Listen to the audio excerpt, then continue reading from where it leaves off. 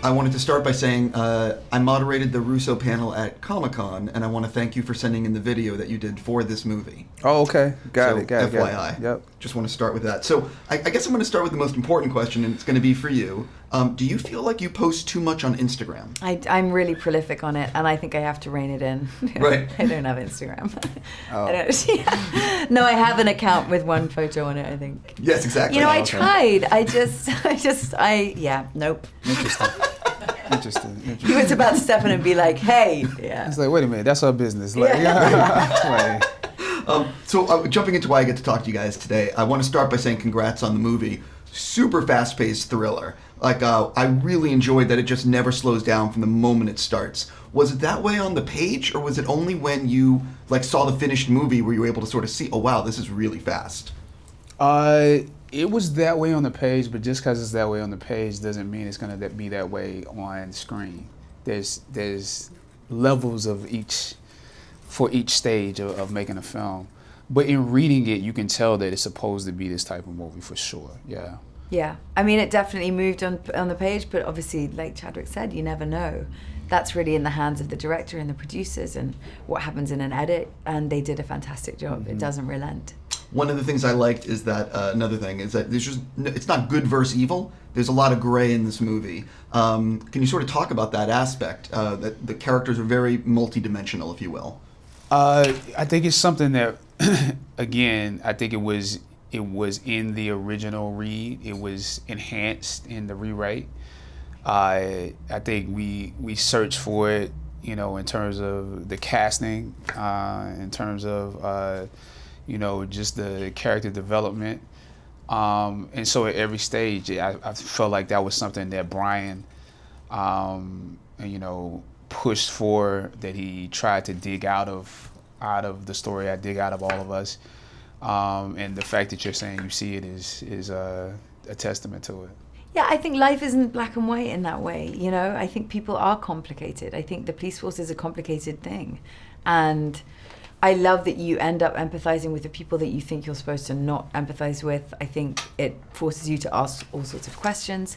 It really doesn't go for the low-hanging fruit of just making a traditional cop thriller. It gets into the morality of what it is to be a human, and that adds a depth which makes it much more interesting. How brutal is it really to spend a long time shooting night shoots? Brutal. It's painful. When I say painful, it sounds like I'm exaggerating, but when that sun comes up, and it's the first night, you're like, actually the first night is tough. But after 4 or 5 nights in a row, and then when you're on your day off, when you still can't get off the schedule, and because you have to go back to it, that's when it sort of hits home that it's like, this is gonna be a real test. So, it takes months to get over. For me, it took months to get over shooting at night. Yeah, I was gonna say, what is because if I fly to New York, sometimes that can mess with you. Yeah, it's a bad flight, that one. Yeah, let alone spending that long shooting nights. So is there a secret to actually flipping your body clock, or is it just painful and that's it? I think some people can do it, right? Yeah, some people can adjust. I'm yeah. really light sensitive. If it's light, I'm awake, Right. So it's, and you can black out a room, but you're aware of Blackout curtains, none of after you do it for 2 weeks, nothing works. Yeah. Nothing you take works, nothing. No, I'm serious. I'm being completely honest. Appreciate It's not even funny. Some people can switch off. I think you and I are quite aware of the energy of people around. When you're on that drive back to your hotel or wherever you're staying, and you see the commuters energetic and up, you feel that. Right. It's it's brutal. You just have to get through, which we did. Talk a little bit about a lot of people who enjoy movies don't really realize what it takes to put together a really good action set piece and the time commitment. Can you sort of share which of the action sequences in the film were maybe a challenge, and can you sort of talk about the making of one of them? I would say all of them were a challenge. For instance, the freezer. The freezer, yeah, exactly. We were actually shooting in a meat freezer.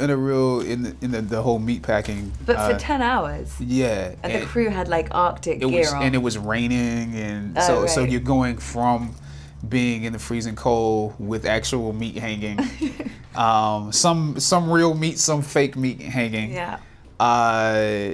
To being outside in the cold, and going back and forth, people getting sick, all of that. Yeah. So just that, while you're doing the action, doing these gun sequences was difficult. All the running.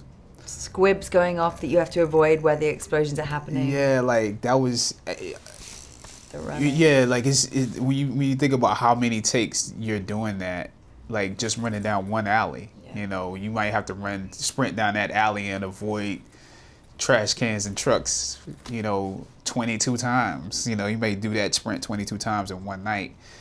I remember there was one where we had to run across the road, and then we had to run into what looked like a train station, the steps down, except there weren't steps, so there were just crash mats. So you run along the thing, and then I dive onto it, and then Chadwick dives on top of me, and it's pretty funny when you think about that. And suddenly someone else, like a load of cops, come and dive on top of us, and it's that was a funny moment. So you're saying that making movies is not always glamorous?